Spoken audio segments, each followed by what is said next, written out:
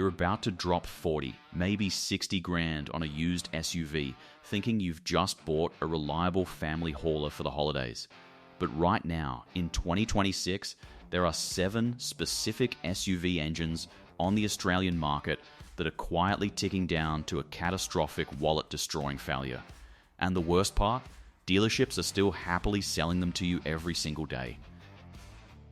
Number 1, if you are looking at buying a Ford Everest or its Ute sibling, the Ranger you need to pay very close attention right now.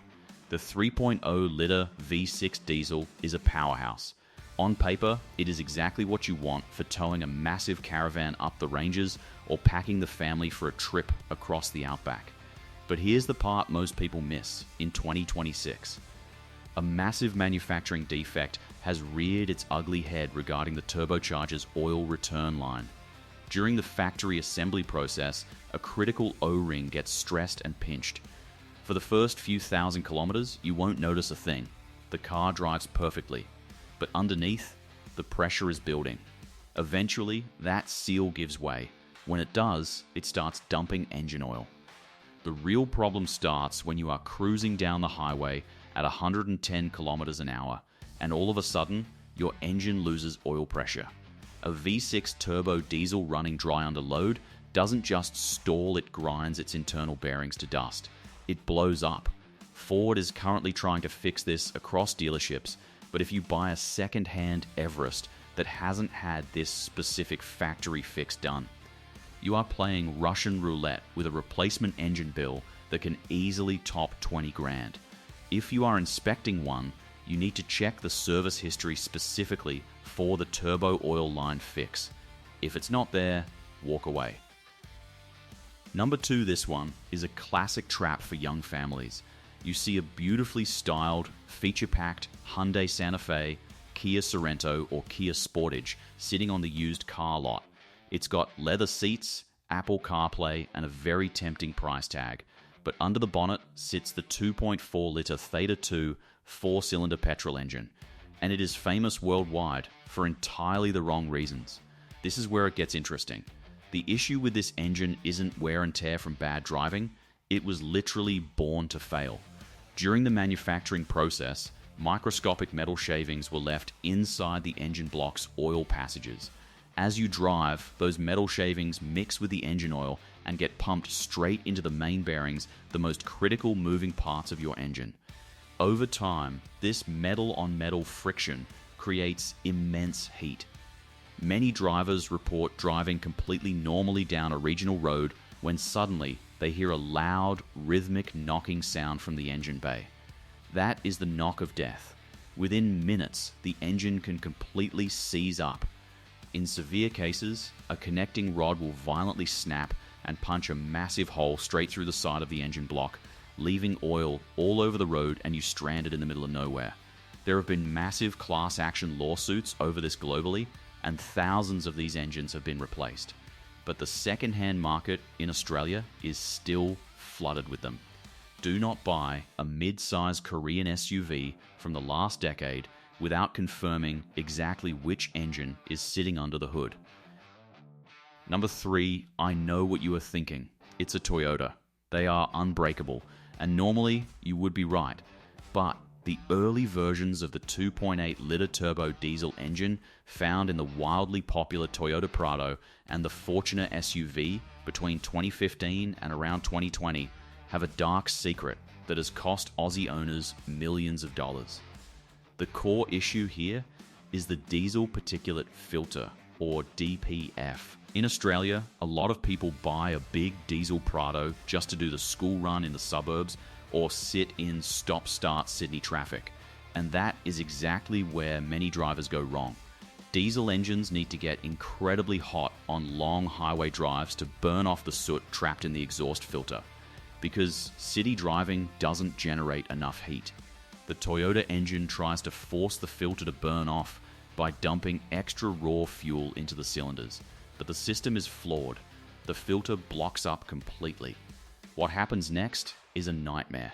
That extra unburnt diesel fuel pushes past the piston rings and washes down into the engine oil sump. Your engine oil gets diluted with raw diesel. It becomes thin and watery, completely losing its ability to lubricate the engine. The turbocharger gets starved of proper lubrication and destroys itself. The engine chokes on its own soot, blowing massive clouds of thick white smoke out the back. If left unchecked, the bottom end of the engine will fail completely. Toyota has updated the engine and the DPF systems in newer models, but if you are buying a used 2017 Prado, you need to have a specialist mechanic inspect that DPF system before you hand over a single dollar. Number 4, if you want European luxury, you might be looking at a Volkswagen Tiguan, a Skoda Kodiaq, or an Audi Q5. They all share the same beating heart, the 2.0-liter turbocharged petrol engine known as the EA888. When it is working, it is brilliant. It is smooth, fast, and fuel efficient. But put this European engineering into the brutal reality of an Australian summer, and things start going wrong very quickly. To save weight and money, Volkswagen used heavy-duty plastics for critical engine components, most notably the water pump and thermostat housing. Plastic engine parts and 40-degree Aussie heat do not mix. Over time, that plastic warps, turns brittle, and cracks. Most people only notice it when it's already too late. You'll be driving along, the plastic housing will split, and it will dump all of your engine coolant onto the hot bitumen in a matter of seconds. An aluminium engine block that loses its coolant will overheat and warp so fast that the engine is basically written off before you can even pull over to the shoulder. And if the water pump doesn't get you, the timing chain tensioner might. On older versions of this engine, the tensioner fails, allowing the timing chain to jump a tooth. When that happens, the pistons smash into the valves at thousands of revolutions per minute, completely destroying the engine from the inside out. If you are buying a used European SUV with this engine, you must factor in the cost of replacing the water pump and checking the timing chain tensioner immediately, or it will end up costing you a fortune. Number 5 now. I need to be technically accurate here. The Nissan 2.5-liter 4-cylinder engine found in thousands of Nissan X-Trails isn't actually a terrible engine on its own. The engine block is reasonably tough, but an engine is entirely useless if the transmission bolted to it explodes. And in this case, the engine and the gearbox act as one big, disastrous package. The Nissan X-Trail uses a continuously variable transmission, or CVT, made by a company called Jatco. And in Australian driving conditions, this transmission is a ticking time bomb. Here is why. CVTs use a steel push belt running between two metal pulleys. They rely heavily on special transmission fluid to keep everything cool and lubricated. But whether you are towing a small trailer, driving on soft sand at the beach, or just sitting in heavy summer traffic, this transmission generates massive amounts of heat. The fluid degrades rapidly. Once the fluid breaks down, that steel belt starts to slip. It aggressively scratches the metal pulleys, sending thousands of microscopic metal shards straight through the transmission's sensitive valve body. The car will start to violently jerk, shudder, and refuse to accelerate. Eventually, the revs will shoot up, but the car simply won't move. You are stranded. Replacing this transmission can easily cost you upward of $8,000. It happens so often that many mechanics simply refuse to rebuild them and demand you buy a brand new unit. If you are looking at a used Nissan X-Trail, take it for a long test drive. If you feel even the slightest shudder or hesitation when taking off from a set of lights, walk away immediately. Number 6 Subarus have a cult following in Australia. The Forester and the Outback are seen as the ultimate lifestyle SUVs for people who want to go camping down dirt tracks without buying a massive, heavy 4-wheel drive.